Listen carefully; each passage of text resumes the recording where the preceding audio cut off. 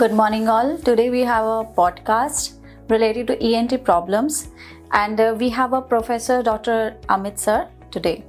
Sir, बच्चों में adenoid tonsils के रिगार्डिंग काफ़ी प्रॉब्लम्स देखी जा रही हैं. सो आप मुझे प्लीज़ बताएं कि what is adenoid tonsils. Thank you for inviting me to this podcast, and yes, thank you for asking adenoid tonsils. As a parents, बच्चों को लेके माँ बाप के जहन में ये सवाल रहता है, adenoid tonsils क्या होते हैं? adenoid tonsils. So adenoid tonsils are group of lymphatic tissue जो नाक के पीछे nasopharynx में और मुंह के अंदर oropharynx में as a tonsils और नाक में as a adenoid present होते हैं.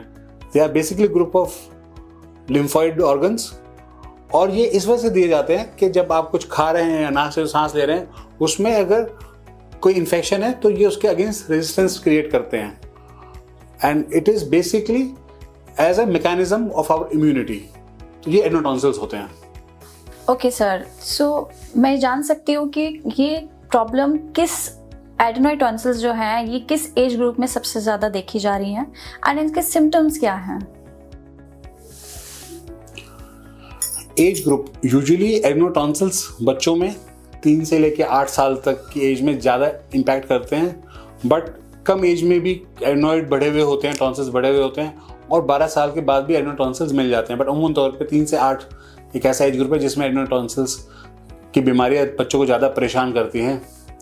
जहाँ तक बात रही इनके सिम्टम्स की, तो एडेनोइड्स के जो सिम्टम्स रहेंगे वो रहेंगे mouth breathing, child will have a lot of discharge from the nose block की कंप्लेन करेंगे, बच्चों के कान में भारीपन आएगा और एडेनोइड फेसिस के फीचर्स आएंगे. अगर हम टॉन्सिल्स की बात करते हैं तो टॉन्सिल्स के अंदर अमूमन तौर पे बार बार गले में दर्द बताना, बुखार होना, खांसी होना, खाना खाने में दिक्कत और कुछ कंडीशंस के अंदर रात में खराटे भी आते हैं.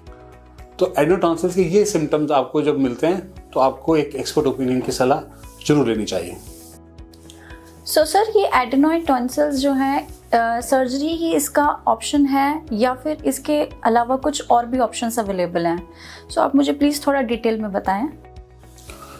That's a good question.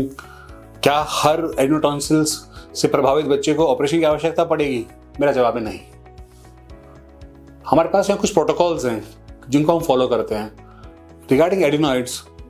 अगर बच्चा मुंह से सांस ले रहा है और बच्चे को ग्रेड 3 मतलब 80% से ज़्यादा साइज है एडेनोइड्स का जो दवाई के बाद भी कम नहीं हो पाया है, तो हम उन बच्चों में सलाह देते हैं कि हाँ, आप एडेनोइड का ऑपरेशन करा लीजिए. ऑल्सो अगर बच्चे को हेयरिंग लॉस ग्रॉसली आ रहा है तो भी हम बोलते हैं कि आप ऑपरेशन की सलाह हम देते हैं कि आप करा लीजिए.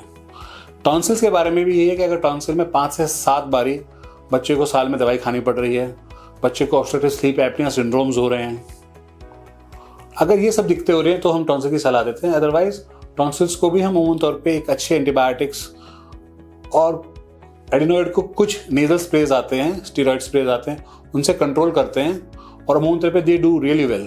तो surgery is not the only option. There are lot of options available and we should go by the protocols. Sir, मुझे कुछ टाइम पहले एक मदर ने कुछ क्वेश्चन पूछा था and that was the question is what is adenoid faces and ये क्या होता है और इसकी क्या इम्प्लीकेशंस हैं? यस, एडेनोइड फेसेस, इसमें बच्चे के चेहरे में बदलाव होने लगते हैं क्योंकि बच्चा मुंह से सांस ले रहा है तो उसको हाई आर्च पैलेट हो जाएगा.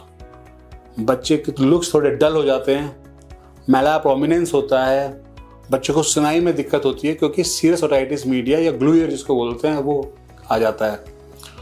ये भी आप समझिए कि बच्चे के नाक से पानी आता रहेगा, दांतों की ओवर क्राउडिंग हो जाएगी. ये सब फीचर्स हैं एडेनोइड फेसिस के. और ये फीचर्स क्योंकि बच्चों में अर्ली एज में हो रहे हैं, बच्चे के चेहरे के स्केलेटन में भी बदलाव आना शुरू हो जाता है. ये सब अगर आ रहे हैं तो हमें फिर बच्चों को एक्सपर्ट ओपिनियन के लिए जरूर लेके जाना चाहिए. Sir, I'm gonna ask you one of the funniest question right now. Is that what is tonsil tummy? I heard somewhere, so could you just explain me? Yeah, thank you for bringing it up. Tonsil tummy. तो जैसे मैंने कहा कि ये group of lymph nodes हैं, जैसे tonsils हैं ऐसे ही आपके एब्डोमेन में भी कुछ लिम्फ नोड होते हैं। जब यहाँ पे सूजस हुई है, जब यहाँ पे इन्फ्लेमेशन हुआ है, तो आप मान के चलिए कि वहाँ भी पेट के अंदर भी जो लिम्फोइड टिश्यू है उसमें सूजन होगी। और क्योंकि वो आपकी छोटी आंत और बड़ी आंत के चारों तरफ घेर के वो लिम्फ नोड्स होते हैं, तो बच्चों को फील ऑफ ऑब्स्ट्रक्शन आता है और बच्चों को अल्टीमेटली दर्द होता है पेट में।